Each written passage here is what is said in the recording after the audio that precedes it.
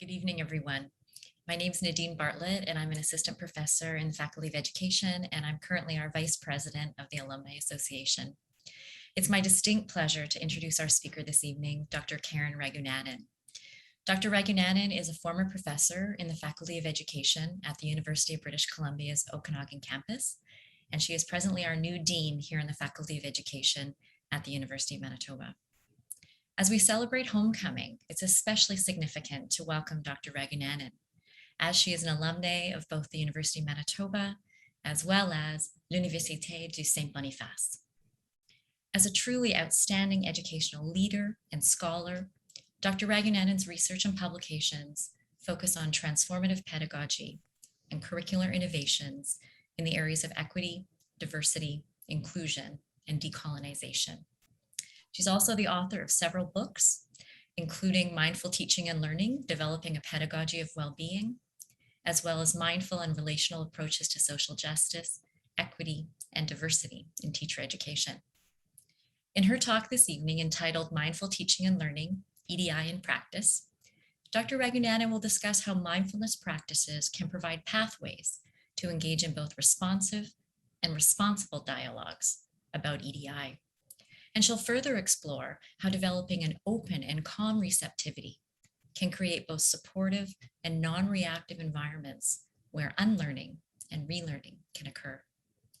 If you have any questions this evening during Dr. Ragoonaden's presentation, we invite you to pose them in the Q&A and we'll respond to them at the end of tonight's session. So without further ado, please join me in welcoming our new dean, Dr. Karen Ragoonaden. Thank you very much, Dr. Bartlett. I'd like to take this time just before we start the PowerPoint to really recognize the award winners tonight, and also to recognize those of you who are here today with us. I'm very appreciative of your time and your commitment to join us for Homecoming 2021. So here I am as Dean of the Faculty of Education, U Manitoba, as of July 1. And I would say to a certain extent that I am coming home. So this is Homecoming 2021, and here I am. I would want to explain that my family and I arrived in Winnipeg when I was around 10 years old. We settled in St. Boniface in Manitoba. At that time, when we arrived, we were really welcomed very warmly into a very French language community, Saint-Boniface. I attended l'Université de Saint-Boniface, began my teaching career at École Centrale and Collège Béliveau. And I left Manitoba essentially to pursue my graduate work and eventually an academic career at UBC. It truly is my great pleasure to be back in Winnipeg, in Manitoba, and to bask in the warm welcome of colleagues and friends, to enjoy the vibrant cultural life of the city. I was recently at the WAG's Kwamajug, the art exhibition, which bridges Canada's north and south. It's a community of artists, Indigenous advisors, partners, and stakeholders who collaborated together to build a dynamic gathering where people came together, where stories were heard and told in a true spirit of reconciliation. So in keeping with the spirit of Kwamajug, the haunting, beautiful music that you heard at the beginning of our talk was from Rit, a Canadian Inuk artist. U Manitoba Faculty of Education is part of a U15 consortium, a group of 15 research-intensive universities stretching across this land. And as part of the graduate provisions of a U15 university, our faculty delivers master's and PhD programs. And in keeping with a focus on research and dissemination of knowledges, I'd really like to begin by recognizing the many contributions of this faculty. So members of the faculty, students, graduates such as yourselves, and staff who bring us all together and ensure that we truly do deliver excellent program and that we are engaged in transformative change. And I understand that this change, especially now what we're living through, is not often easy, but we're in it together.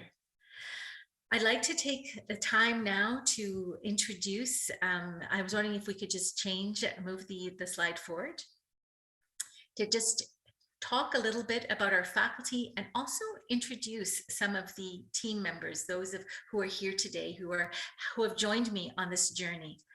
As I said, one of the strategic priorities of this faculty really has been looking at inclusion, about equity, diversity, about how we move forward in regards to Indigenous engagement and commitment, how we create new places, safe places for all of us to engage in our teaching, our research, and our service. In particular, I have really been very privileged to work with individuals who have joined me on this journey, and including a new team, but also new faculty members, distinguished alumni, and also students and community members who have warmly welcomed me. So if we could move the slide forward, I'd like to begin by introducing the new team of Associate Deans who are joining me tonight. And if we can, I'm hoping that you'll be able to just to be able to show yourselves and say a quick hello. I'll start with Dr. Martha Coach, who's the Associate Dean of Undergraduate and Partnerships. Good evening, everyone. Great to see everyone here. Thank you, Martha. Dr. Frank Deere, in the inaugural position as Associate Dean, Indigenous Education. Saga, hello everybody. Pleasure to be here. Thank you, Frank. And Dr. Melanie Jansen, Associate Dean of Graduate Programs and Research. Good evening, everyone. So glad you could join us. I'd also like to make mention of our department heads who have also joined us on this journey as we embark on this transformational change and this renewal in our faculty. So we have two department heads joining the Associate Dean's team. So for the Department for Curriculum, Teaching and Learning, Dr. Dawn Sutherland, and for the Department of Educational Administration, Foundations and Counseling Psychology, Dr. Merli Tamtik. So I encourage each and every one of you who are here tonight to reach out to any one of us as we're moving forward with our priorities and our projects. So thank you for joining me. On to the next slide. I'd also like to take this time to introduce some of our new faculty members who've joined us as from July 1, who've come from far and wide. We have a list here of Diane Dredger, starting from my left-hand side, Disability Studies, Dr. Christopher Charles, Dr. Lauren Gogan, Dr. Zhao Zhao Du, Shrimali Hirath, and Lucy Fowler. So we are looking forward to working with our new colleagues over the course of this next year. If you could move to the next slide. I would also like to take this time to recognize, as I said, the wonderful work that is being done in this faculty. So starting with the recognitions with Dr. Frank Deere, who was recognized in the category of promoting Indigenous achievement and engagement. Dr. Nadine Bartlett, who was also received an award for research, scholarly work, and creative activities. And Dr. Jen Watt, recognized for teaching excellence. Please move forward. Another important recognition, which we are hoping to celebrate in person once the university opens up in January 22, is the Distinguished Professor Award, which was given to Dr. Sandy Kurtzen for demonstrating outstanding distinction in research, scholarship, and creative endeavors, professional service, and teaching. If we could move forward.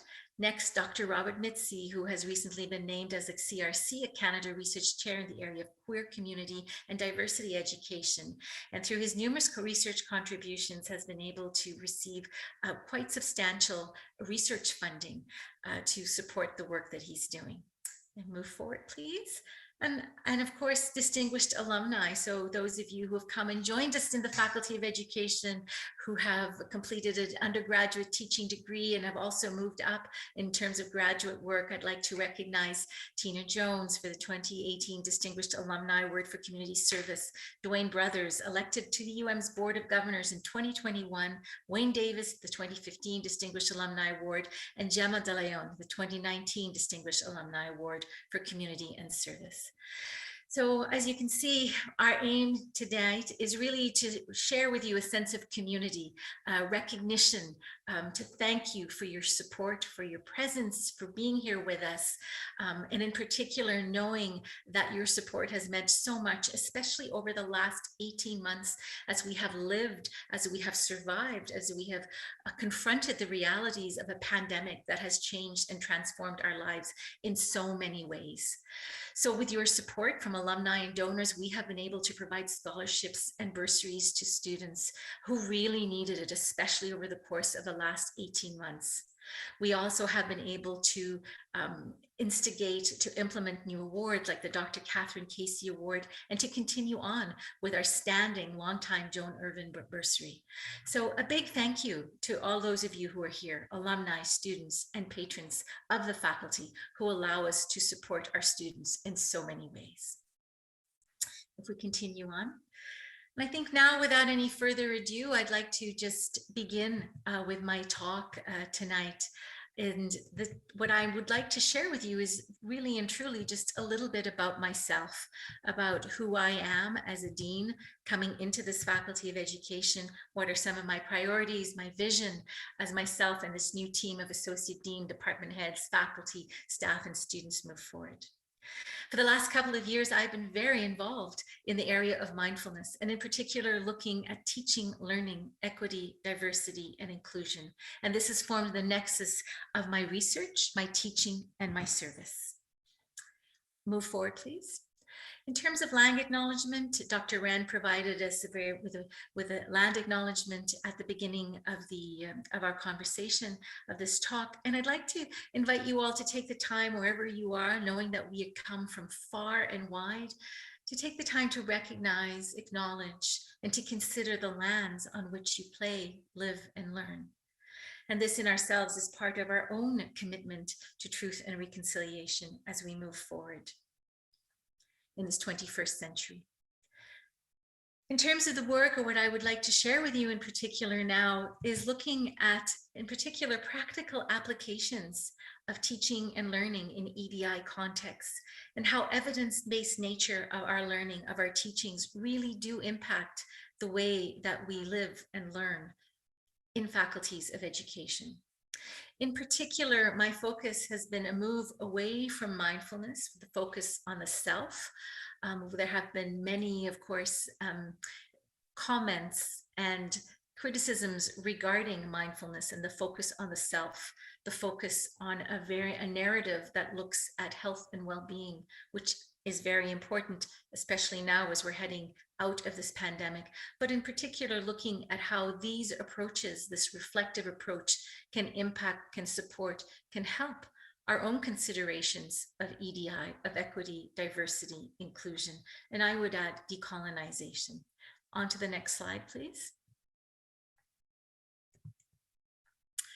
I invite you all now as a practice, when I'm talking about mindfulness practices, I know you're probably wondering, what is she saying? What does she mean by mindfulness practices?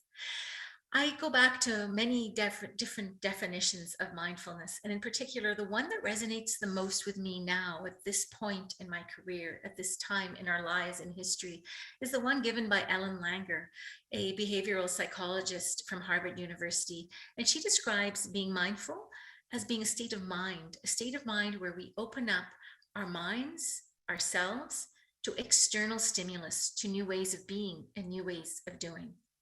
She defines mindlessness as being a state of mind where we simply go into automatic, where we simply go into a repetitive mode of doing things without taking into consideration new perceptions, new ideas, new definitions maybe of how we live and how we work.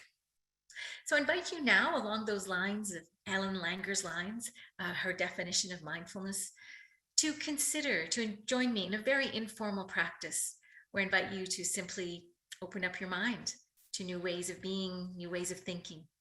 So I invite you all to simply stop whatever you're doing now, if you're sitting or standing, to simply just stop, to take a moment, to settle into the space that you are in, but just to bring your focus to the space around you and awareness. And try to notice maybe sights, sounds, as we just have. And just consider the moment that you're in, the time that you're in. And as part of this exercise and reflection in teacher education, once we have gone to a part where we have paused and we are reflective, then it becomes critical or important to develop pathways in which we consider, for example, personal, professional identity. And this is, for those of us in education, a consideration and a recognition of our identities and our social positioning really is fundamental to questions dealing with social justice, with equity and inclusion. On to the next slide, please. I am particularly fond of the next slide and the title, Preparing for the Catastrophe of the full catastrophe of the 21st century. So some of you may recognize that is John Kabat-Zinn's, the title of his renowned book, which introduced Westernized conceptions of mindfulness to health in particular, and then to teacher education. So as we consider ourselves now, really preparing ourselves as we go back to school, as we are in school, as we head back to university, the full catastrophe that we have lived through, that we have survived, that we have been able to collectively engage in, and that we have collectively and as a community been able to find solutions and resolutions to the challenges that we have faced. On to the next slide, please. In terms of developing a pedagogy of well-being, while also being aware of what is going on in society and understanding the impacts of health issues, for example, in societies, or issues relating to socioeconomic status, I always come back to an act of reflection or a positionality where the definition that comes to mind from Kabat-Zinn focuses on mindfulness as an awareness that arises by paying attention in a particular way, on purpose, to the present moment, in a non-judgmental way, and with compassion and kindness.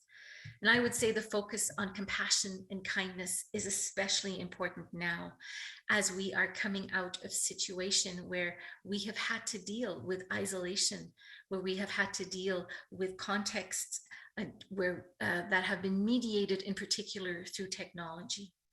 So let us be kind and let us be compassionate with one another as we enter into these new ways of being and doing. Next slide, please.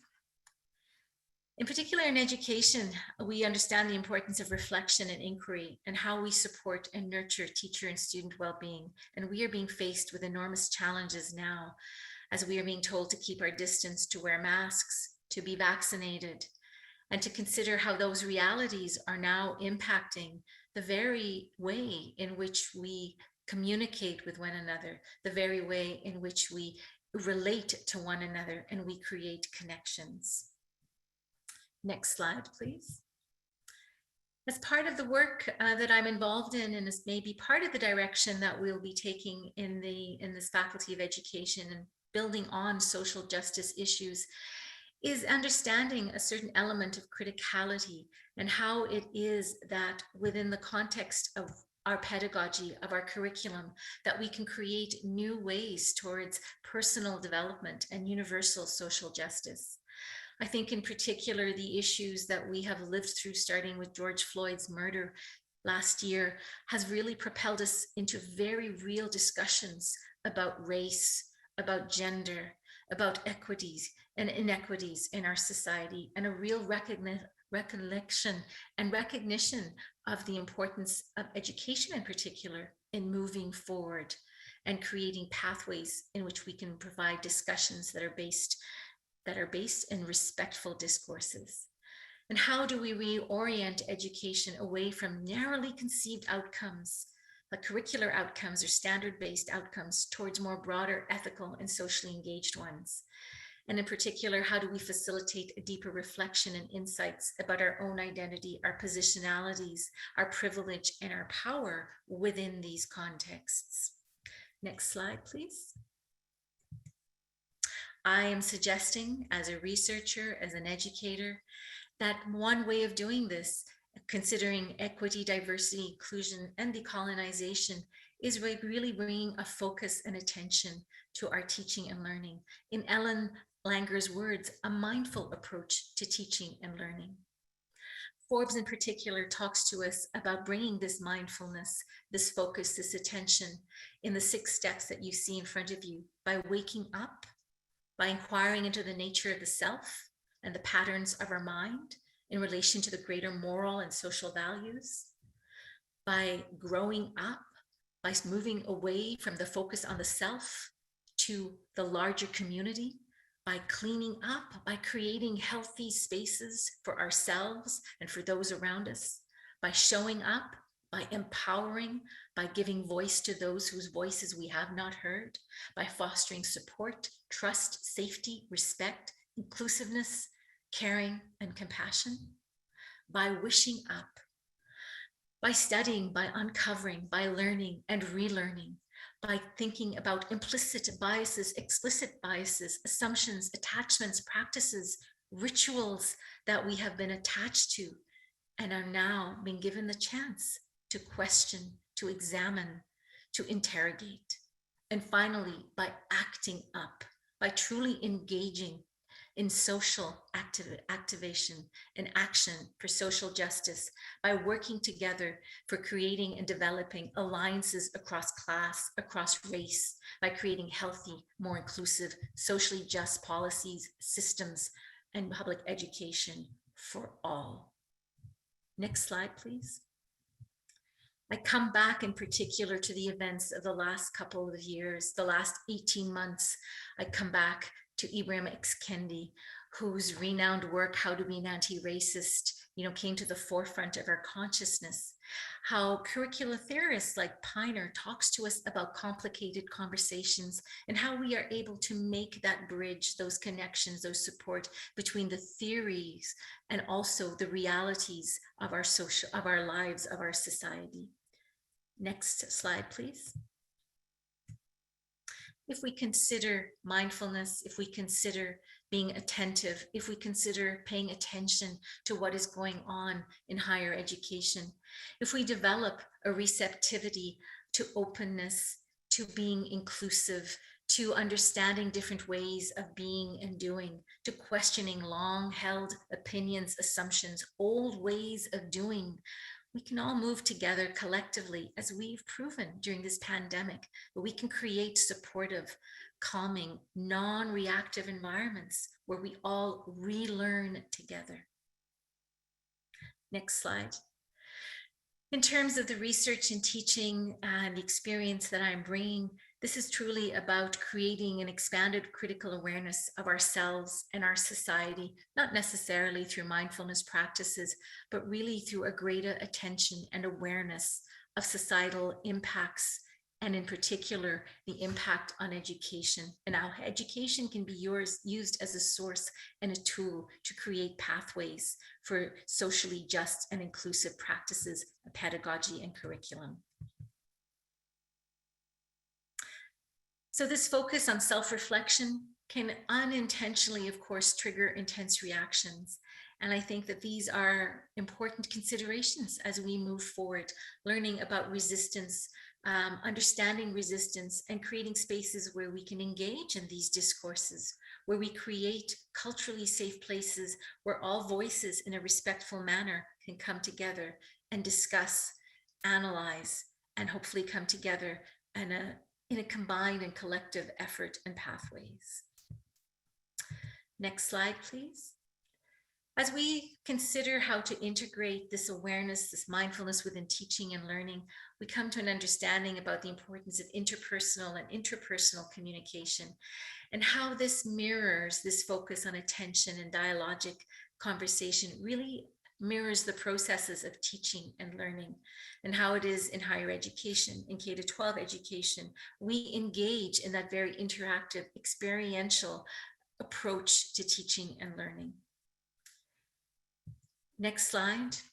Another important component of the work that I am sharing with you is relational mindfulness. So the focus on respectful, relational, reciprocal, and responsible ways of communicating with one another. And really coming to an awareness of how whatever discourses or communications we have that are steeped in respect for one another really is at the heart of our own psychological well-being. I just wanted to share with you some of the informal and formal mindfulness practices. If we had been together in person, I would have invited each and every one of you to engage in an informal practice, maybe drinking together, whether it's your wine, your tea, your water, and leading through, as I call, mindful drinking.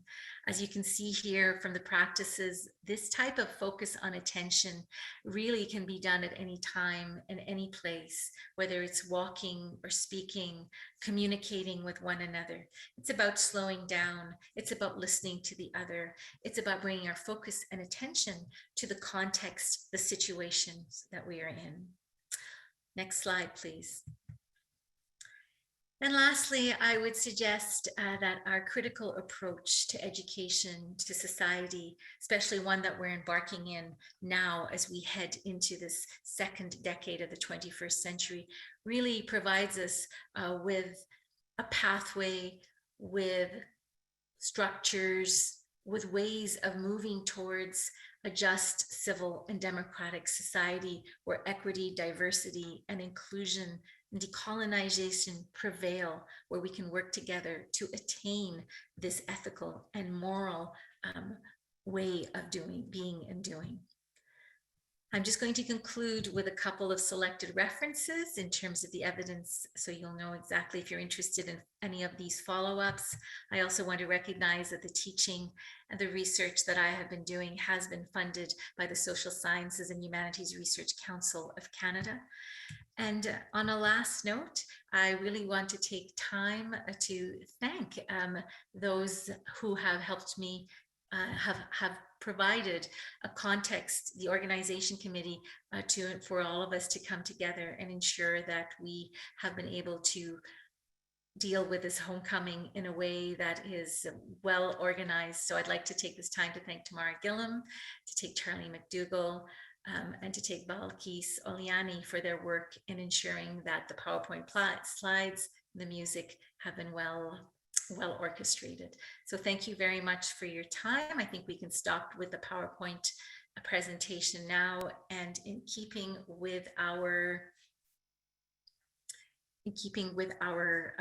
agenda, I will open it up to questions, and if I'm not mistaken, it's going to be Dr. Bartlett who will be moderating the Q&A. Thanks, Dr. Bartlett. Absolutely. And we don't have a question as of yet. We have compliments and thank yous for your presentation.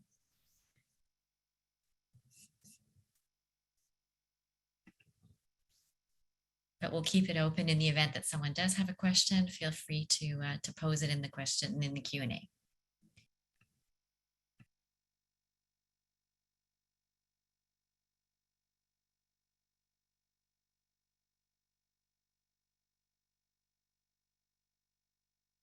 Well, maybe I could address, or a number of us could address, Marianne Surley's comment about being rushed and that feeling of having to get things done. Just asking me to address the dynamics between process and content, being in action and teaching and working with groups. Yes, that is without a doubt, especially in the times that we live in, especially mediated by technology, where we truly don't have any downtime. We are always being called to action. I think that those are processes, those are habits of mind that we develop in ourselves first and foremost. And by modeling these habits of mind, encourage those around us to do the same thing. And to really take the time to reflect on what actions are needed, or what processes are in place, or what consultation is necessary. And I would say that it is okay in this time and age to not have a solution, to be able to live for a certain time in that gray area of ambiguity until we are able collectively to move forward together. I think that's all I'll say. Thank you, Dr. Ragoonaden. We do have a question. Can you talk a little bit about the relationship you see between mindfulness and educational leadership? I think I see that as a very personally, I am speaking about myself personally, a very important component of my leadership, of my practice as well. I think as a leader, whether you're in school, for example, as a vice principal, as a principal, superintendent, it is important to take the time to consider the multitude of perspectives, not just from staff or teachers, but from students as well, from those who are in our community, in the school community, including support staff as well. And before making a decision, to consider those different perspectives. I think that is what I really resonated with me with Ellen Langer's definition of mindfulness, that ability to be able to consider the different perspectives.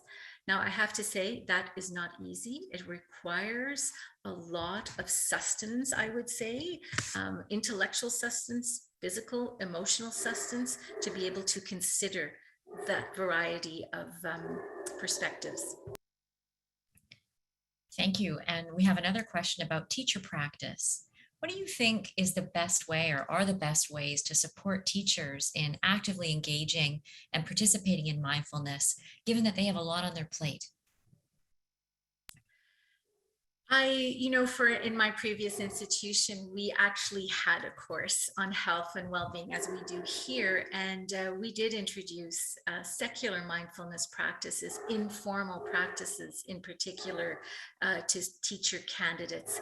And if you remember the slide that I shared about the mindful eating, for example, one of the practices we would do together would be mindful eating, where the focus, for example, in the morning, having breakfast, would be to simply focus on having your cup of tea, your cup of coffee, just simply eating your bread, or your whatever you're having for breakfast, toast, for example, and just taking time and slowing down, and to simply savor, what you're eating and what you were swallowing.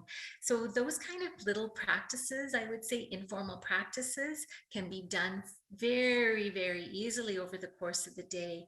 And what my students, what the teacher candidates in particular found, that they would start off for a minute, I would say start off for a minute, and they very naturally, some of them, not everybody, because I have to say this isn't for everybody, sort of navigated or decided to were able to spend a little more time. And then it became mindful walking and mindful drinking. And what it was really was mostly not having your phone beside you, turning off the phone, getting rid of technology, and just having that clarity of mind. Thank you. I think we may have covered all of the questions in the chat now. There's a great question here about my background. Oh. So I got it it is an aerial view. I think it is right. I got it from the Flickr account from U Manitoba. It's right outside. I'm thinking it's the bend of the river by the U of M. So it's definitely the U of M is, just on the other side. But yes, I agree. I love these aerial photos. So it's in the Flickr account UM. I think it's free. There is another question as well about if you could speak about the connection between mindfulness and Buddhism. Without a doubt, the mindfulness practices that are in the West, in particular, the ones that were introduced by Jon Kabat-Zinn, were practices that were devoid of any spiritual connotations or connections. And when Kabat-Zinn introduced these practices in the West in the 1970s, it was within a health context, and it wasn't particular to manage pain.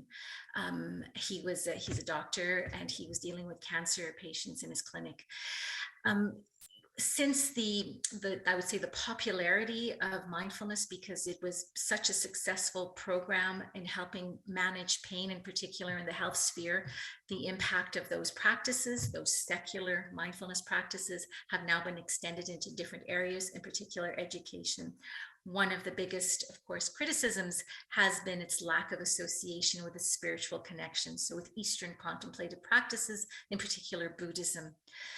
So there is definitely a cultural, a spiritual link between these practices, and the ones that are introduced in particular in the West, I would say, do not take into consideration the depth and breadth of the spiritual practices.